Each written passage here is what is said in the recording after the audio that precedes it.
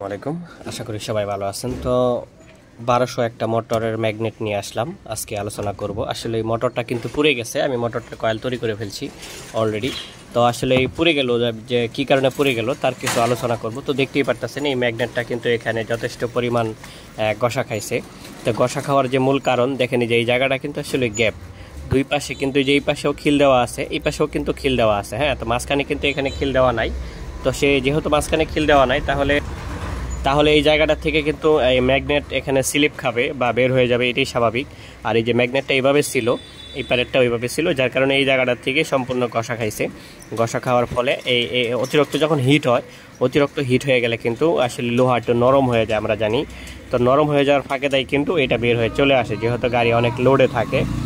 তো আপনি এখন কি করবেন তাহলে, যে দেখেন আমি কিন্তু এখানে ম্যাগনেটের এই যে সাইডের খিলগুলো যেখানে আছে, এখানে কিন্তু আমি এই লোহাগুলো ভরে দিছি, এই তার কাটাগুলো। তা আপনি যদি পারেন একটা নষ্ট এই যে এই ধরনের একটা নিয়ে হেরা, এই যে এইভাবে এখান থেকে কিন্তু আপনি এই যে খুলে এইভাবে বাড়ি দিয়ে খুলে কিন্তু এগুলো কিন্তু ভরে নিতে পারবেন। তো এগুলো যদি আপনি এভাবে ভরে দেন, তাহলে কিন্তু এই জায়গাটা কিন্তু প্রচুর পরিমাণে টাইট হয়ে যাবে এখান থেকে, ফলে স্লিপ খেয়ে সম্ভাবনা নাই বের হয়ে যাওয়ার। অনেক সময় আমরা কাজ করি, ম্যাগনেট বারবার চার্জ করি, লাগাই, কিন্তু আসলে কেন নষ্ট হয়ে যায় এটা কিন্তু আসলে তদন্ত করি না। তো আমরা যদি একটু ভালো করে এই জিনিসটা ফলো করি, তাহলে কিন্তু স্পষ্টই দেখা যাচ্ছে যে এটা যদি একটু জোরে সোরে চাপ দেন, তাহলে কিন্তু এটা এইভাবে চেপে যাবে। তো সেক্ষেত্রে অনেক বাইরে ম্যাগনেট লাগান, অনেক সময় ক্লিয়ার থাকে, মানে ইজি থাকে, বুঝতে চান না যে আসলে এটা ইজি থাকলে কী করণীয় আছে, কী কী সিস্টেম করলে এটা হয়তো বা সুবিধা হতে পারে। দেখেন এখানে কিন্তু খিল দেওয়া আছে, এই যে এই জায়গাটা কিন্তু যথেষ্ট পরিমাণে একটু মোটা আছে। হ্যাঁ, এই জায়গাটা কিন্তু যথেষ্ট মোটা আছে। তো এখানে কিন্তু হচ্ছে খিল নাই, এই জায়গাটা কিন্তু যথেষ্ট চিকন। হ্যাঁ, তো এই জিনিসটা আমাদেরকে একটু নজর দিতে হবে। এটা যদি আমরা একটু নজর দিয়ে দেখতে পারি, বুঝতে পারি, তাহলে কিন্তু আর এই প্রবলেমগুলো হবে না। তা আমি কিন্তু অলরেডি হচ্ছে ম্যাগনেটগুলো নতুন করে কিন্তু চার্জ করে ফেলছি, নতুন করে কিন্তু রিসাইকেল করে ফেলছি এই সম্পূর্ণ ম্যাগনেটগুলো। এই যে এইগুলো এখন কিন্তু হচ্ছে গিয়ে আমি আবার এগুলোর নতুন করে ভরে দিব, আর ভরে দেওয়ার আগে কিন্তু এই খিলগুলো লাগাবো। তো আমি ভাবলাম যে আসলে এটা আপনাদের সাথে শেয়ার করলে হয়তো বা আপনাদের কোনো কাজে আসতে পারে।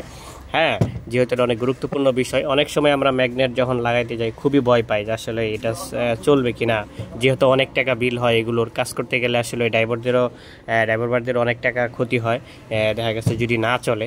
তো সেক্ষেত্রে কিন্তু এটা একটা গুরুত্বপূর্ণ বিষয়, এটা আসলেই আলোচনা করলে হয়তো বা সবারই কম বেশি উপকারে আসতে পারে।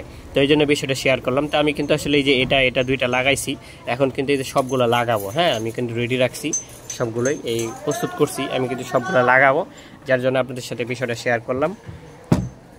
আর তারপর আরেকটা কাজ করব, আমি কিন্তু এখানে সুপার গ্লুপ দিব। অনেক ভাইয়েরা সুপার গ্লুপ দিতে পছন্দ করেন না, আসলে এটা আপনাদের ব্যক্তিগত ব্যাপার। আমি সুপার গ্লুপ দিতে ভালোবাসি, তাই আমি সুপার গ্লুপ ব্যবহার করি। আপনাদের যদি মনে হয় যে না সুপার গ্লুপ না ব্যবহার করি ভালো, তো সেটা আপনাদের ব্যক্তিগত ব্যাপার, আমি ব্যবহার করি, এটা আমার ব্যক্তিগত ব্যাপার। তো ঠিক আছে, সবাই ভালো থাকেন, আসসালামু আলাইকুম।